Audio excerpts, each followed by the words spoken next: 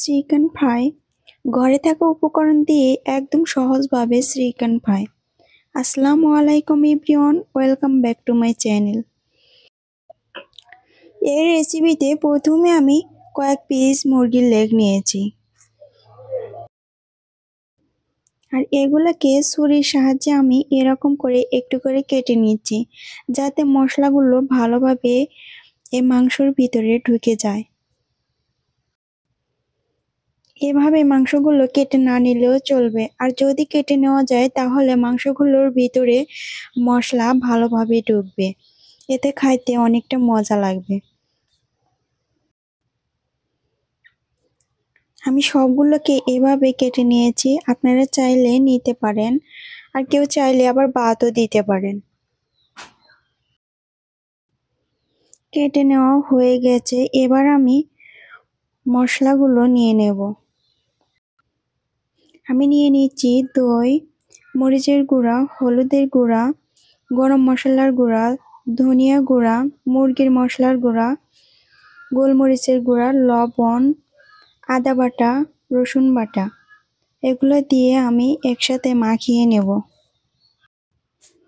এরপর আরও দিয়ে দেব লেবুর রস। এক্সট্রা কোনো পানি দেওয়ার প্রয়োজন নাই, লেবুর রস দিলেই হালকা একটু পানি হয়ে যাবে। মশলাগুলো মাখানো হয়ে গেছে, এখন আমি মুরগির মাংসের লেগগুলো দিয়ে দেব।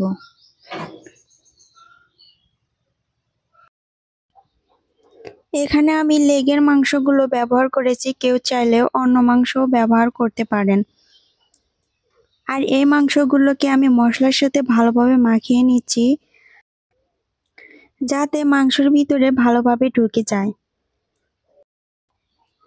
মশলার সাথে মাংসগুলো ভালোভাবে মাখানো হলে আমি এই মাংসগুলোকে 1 ঘন্টার জন্য রেস্টে রেখে দেব। এর মাঝে আমি চিকেনের বাহিরের অংশ তৈরি করে নেব।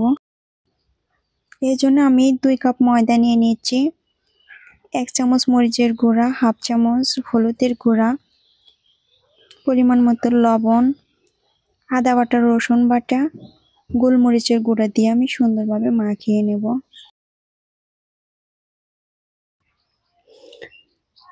2 পিস ডিম নিয়ে নিচ্ছি, আর কাঁটা চামচের সাহায্যে এই ডিমগুলোকে সাদা অংশ এবং হলুদ অংশ একসাথে মিশিয়ে নেব।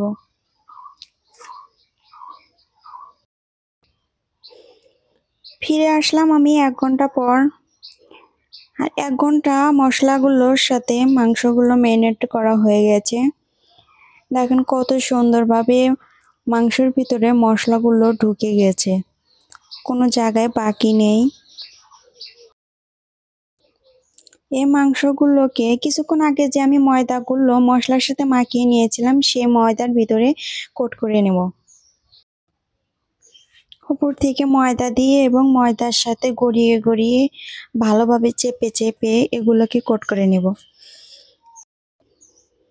এরপর হালকা একটু ঝাঁকি দিয়ে আমি ডিমের ভিতরে দিয়ে দেব। ডিমের সাথে মিশিয়ে নিয়ে আবারও আমি ময়দার ভিতরে দিয়ে কোট করে নেব। এভাবে করে নিলে ভালো একটা লেয়ারের পরিণত হবে। আর এটাকে তুলে হালকা একটু ঝাঁকি দিয়ে গরম তেলের ভিতরে দিয়ে দেব।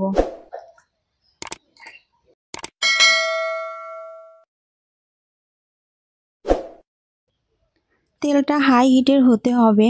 আর এভাবে আমি আরেকটি লেগকে এরকম কোট করে নিয়ে দেখিয়ে দিচ্ছি। আগেরটা যেভাবে করে নিয়েছি আমি একইভাবে আরেকটি মাংসকে লেয়ার করে নিয়ে দেখিয়ে দিচ্ছি।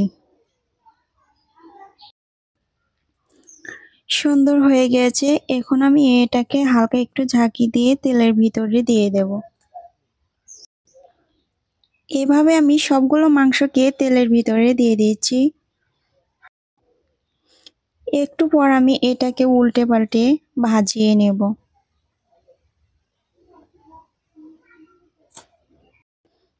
এটা খাইতে কিন্তু দারুণ মজা ছিল, ভালো লাগলে বানিয়ে নিতে পারেন। ময়দার ভিতরে হলুদ দেওয়ার কারণে কালার চলে এসেছে, আর কেউ চাইলে হলুদ বাদও দিতে পারেন। এই খাবারটা অনেক টেস্টি, আর এটাকে দেখে আমার খাবার লোভ হচ্ছে। এটা হয়ে গেছে, এখন আমি এটাকে নামিয়ে নেব।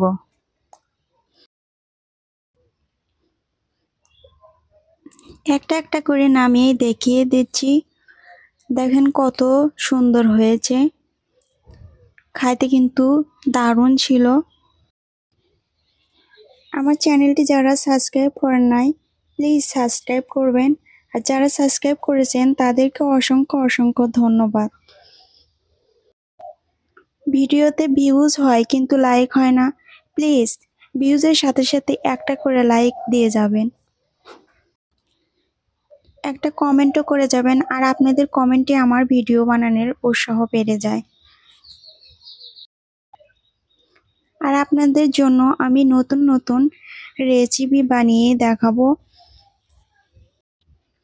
আপনারা পাশে থাকবেন, আপনাদের ভালোবাসায় এগিয়ে যেতে পারবো। ধন্যবাদ।